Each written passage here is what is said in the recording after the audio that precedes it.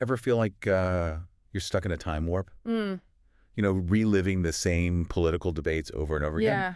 Well, today we're tackling one that's been simmering since, well, the founding of America, Oh, okay.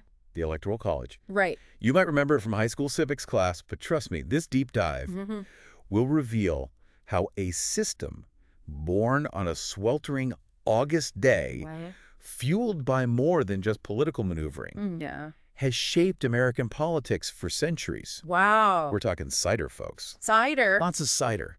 What's fascinating is that for a system that literally decides who leads the free world, Right.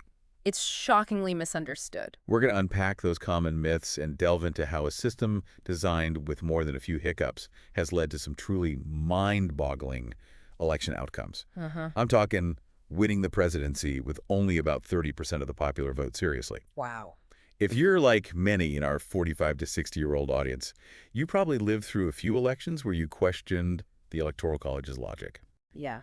Get ready to rethink what you think you know about American democracy. Okay, let's start by dispelling the myth of the founding fathers meticulously crafting the Electoral College. Okay. The reality was far more chaotic. Okay.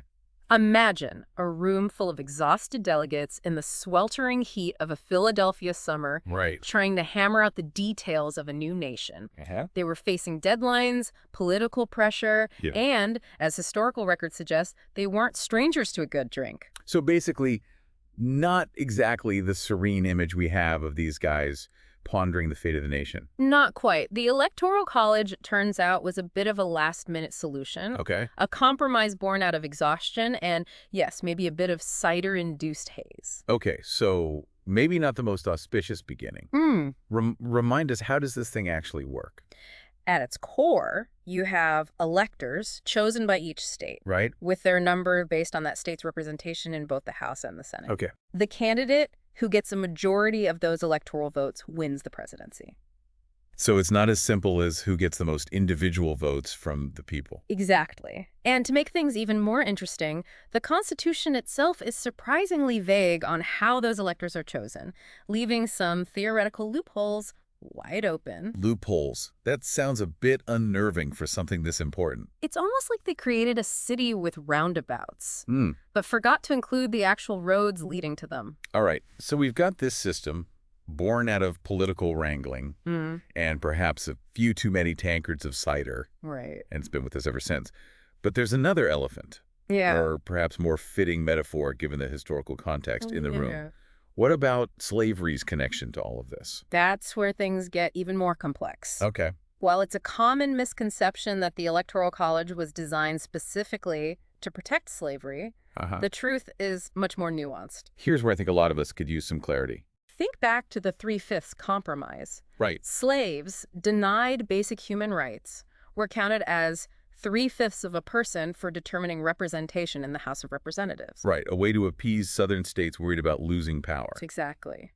That compromise, coupled with the structure of the Senate, which gives every state equal representation regardless of population, gave southern states a disproportionate amount of influence. Yeah. And as slavery grew more entrenched and profitable, this system indirectly benefited slaveholding interests. So, while not directly about slavery, the Electoral College ended up interwoven with it in a way that shaped the balance of power for decades to come. And that raises a critical question. If the system was so flawed, Yeah? so entangled with this dark chapter in American history, Yeah. why wasn't it abolished early on? Well, it's not like no one tried to fix it right. Right. There must have been some pushback against the Electoral College, No, yeah, especially given its ties to slavery and the unequal representation it created. absolutely. Throughout American history, there have been numerous attempts to reform or even abolish the Electoral College.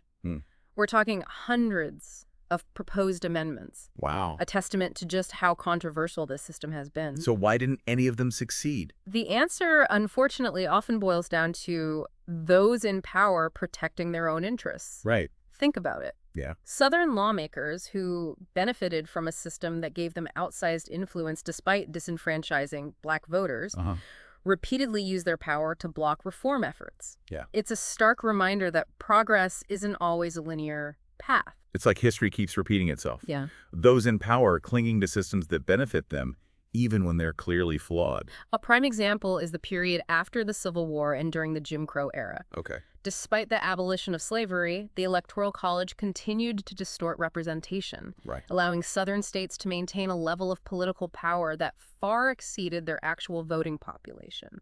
So even after a bloody Civil War fought over, in part, the issue of slavery and states' rights, the Electoral College remained this thorn in the side of a truly representative democracy. Right. Did anything spark a renewed push for reform? The 1968 election was a turning point. Okay. George Wallace, running on a segregationist platform, Right. won 5 Southern states, Wow. demonstrating the potential for a third-party candidate to exploit the Electoral College and potentially even throw the election to the House of Representatives. Right. This near miss ignited a wave of support for reform, culminating in a proposed amendment to abolish the Electoral College. Sounds promising.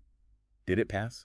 Unfortunately, no. Oh, It okay. ultimately failed due to a filibuster by, you guessed it, Southern segregationists. Wow, talk about a frustrating cycle. Yeah. So how does this all play out in today's political landscape? Does the Electoral College still create those weird distortions we talked about earlier? Absolutely. One of the most significant impacts is how it warps modern campaigns. Okay. Instead of candidates needing to appeal to a broad range of voters across the country, Right. the Electoral College forces them to focus their attention and resources on a handful of swing states. Those states where the vote could go either way. Exactly. It creates this bizarre situation where a candidate can practically ignore vast swaths of the country, focusing almost exclusively on winning over voters in a few key states. And we see this playing out in how campaigns are run, right? Absolutely. Yeah. It affects everything from campaign spending to the issues that get prioritized. Remember the 2020 debates? Yeah. Fracking became a central topic, not because it was the most pressing issue facing the nation, Right. but because Pennsylvania, a key swing state, had a large fracking industry. So issues that might be hugely important to people in California or Texas, for example, Right. might get sidelined because those states aren't seen as in play. Exactly. Yeah. The Electoral College creates this distorted political landscape where the concerns of a few swing states can overshadow issues that impact millions of Americans elsewhere. So what does this all mean for us, the voters? Right. How does this system actually impact our lives? It feels like we've uncovered so much about the Electoral College. Yeah. Its chaotic origins, its tangled history, and its impact on modern politics. And we've only scratched the surface. The Electoral College is a rabbit hole that goes deep, Yeah. touching upon everything from voting rights to campaign finance to the very structure of our government. So for our listeners who are now fired up and ready to dive deeper, Right. what are some key takeaways they can ponder? First and foremost, remember that the Electoral College is not some immutable force, Right. some sacred decree handed down from the founding fathers. Right. It was a product of its time, a Right. compromise forged in the heat of a Philadelphia summer. Yeah. And like any system created by humans, it's imperfect and subject to change. Right. It's not etched in stone despite what some might believe. Exactly. Yeah. Second, think critically about the consequences of this system. Okay. Does it truly align with the values of a modern democracy? Does it empower voters or disenfranchise them? Yeah. Does it lead to a government that's truly representative of the people's will? Right. These are questions worth wrestling with. Don't just accept the status quo, right? Right. Challenge those assumptions. Absolutely. And finally, if you believe a system is unjust or undemocratic, don't be afraid to speak up. Engage in conversations, advocate for change, Yeah. and make your voice heard. Right. The future of our democracy depends on informed and engaged citizens who are willing to question, Yeah. challenge, and demand better. That's a powerful message to end on. Yeah. So for all our listeners out there, we leave you with this thought. Okay. Imagine if the Electoral College were abolished tomorrow.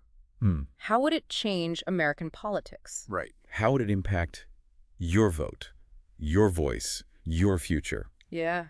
Would campaigns look different? Would the issues that matter to you finally get the attention they deserve? It's a thought experiment worth undertaking. Definitely. And who knows, maybe over a glass of cider, maybe you'll come up with some solutions of your own.